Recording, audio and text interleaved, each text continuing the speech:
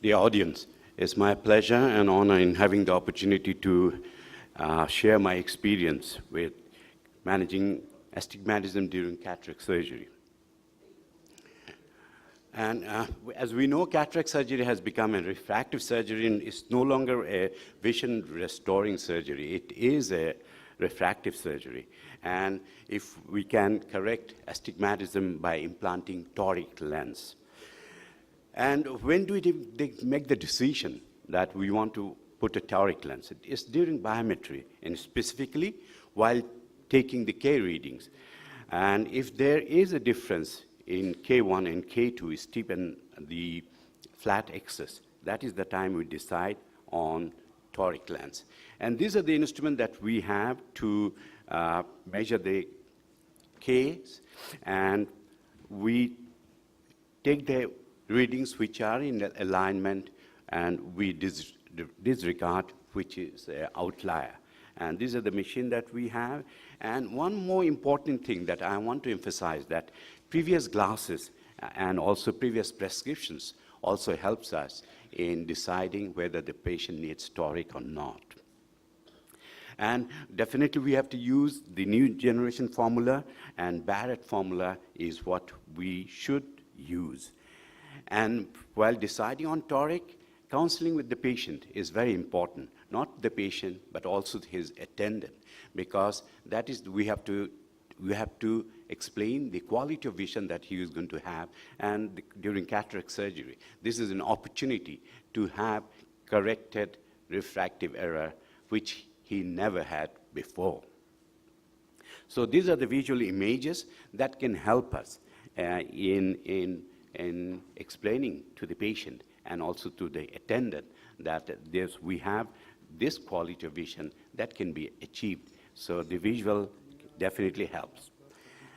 And we also have, since it's a group that we are practicing, a group of 40 together, so we can afford the best quality technique and technology, because by volume, we want to overcome the cost. So we have this digital marking with us, Callisto by Carl Zeiss and Varian by Alcon.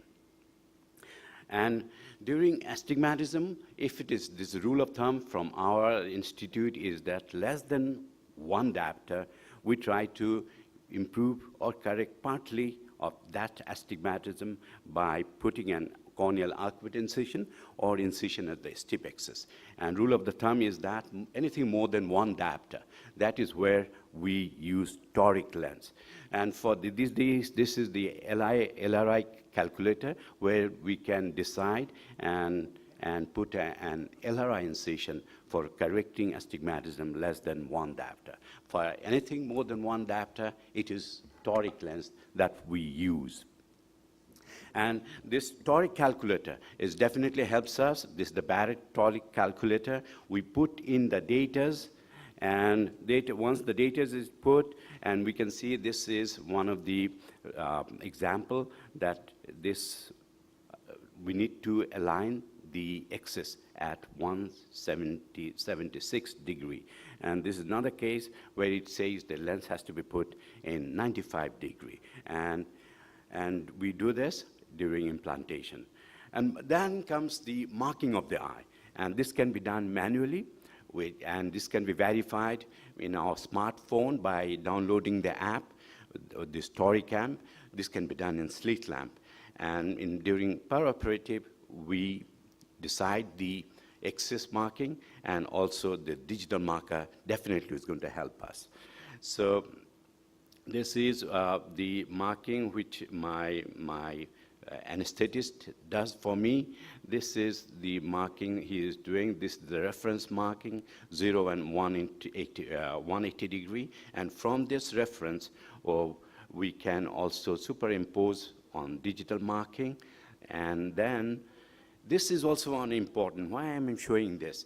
I have promised the patient a premium lens.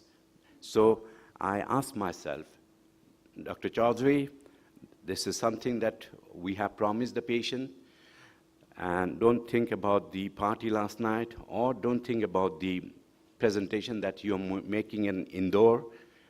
Be careful, because if we have a round axis, that will keep this lens in center, and we want to see that the rhexis margin covers the optic, because that will reduce the PCO. So making the rhexis is important while using a premium lens. Similarly, we know the nuclear management, but specifically here, whom we have decided to use premium lens, we want to be careful that there's no complication occurs, because if complications do occur, we have to abandon the implantation of toric lens, which we have promised. So we got to be extra careful while we're doing the different steps of phacoemulsification while doing toric.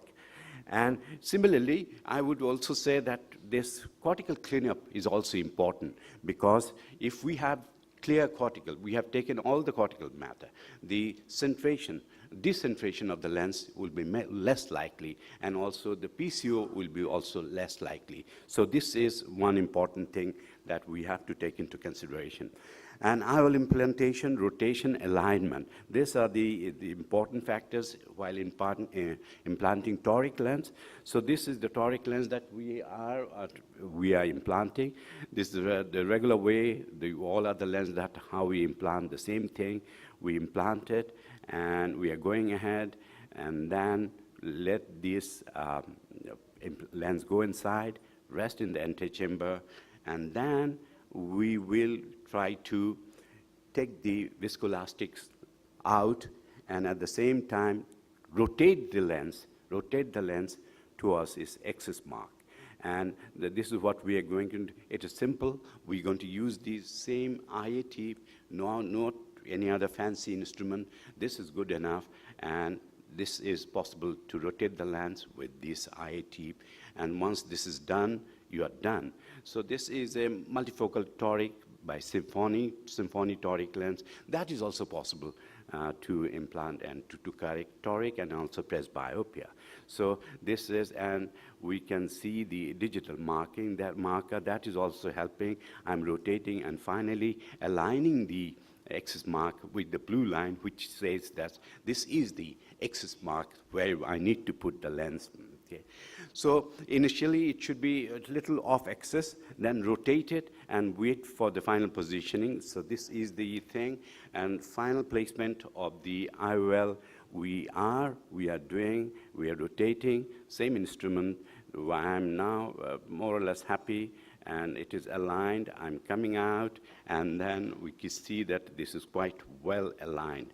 I'm happy. So axis confirmation, you can see the blue line coincide with the 3 dots of the axis mark, and this is where we say that, yes, this has been well done. So last, wound closure is important as well, because if we don't close the wound properly, there will be chance of rotation by tilting of the lens. So wound closure is important. At the same time, we know that rotation, it usually happens 1 hour after surgery. So we ask the patient to lie down flat for 1 hour. If he does that, chances of rotation becomes much less. And we know about this. 1 degree, there is 3% loss. In 10 degree, there's 100%, about 30% loss. In 30 degree, total loss. So we have to be sure that there is no rotation. And my experience is with 177 patient and total eyes 125. And we check it the next day in the slit lamp to see whether the axis mark and the alignment in the right position. And my result is something like that. So we have about 93% with 6/9, and few patients insisted on remaining myopic. So we did keep myopia in some cases where the visual acuity is 6/12 and 6/18. Having said that, I know that I would say one thing, that toric implantation is very gratifying, very satisfactory, and those who are doing it, I congratulate them. And those who haven't started, I would say this is one surgery. And just do one surgery. It's not different. That you'll get the encouragement, you'll get the confidence, and we can give quality vision to your patient. Thank you for your kind attention. Thank you very much.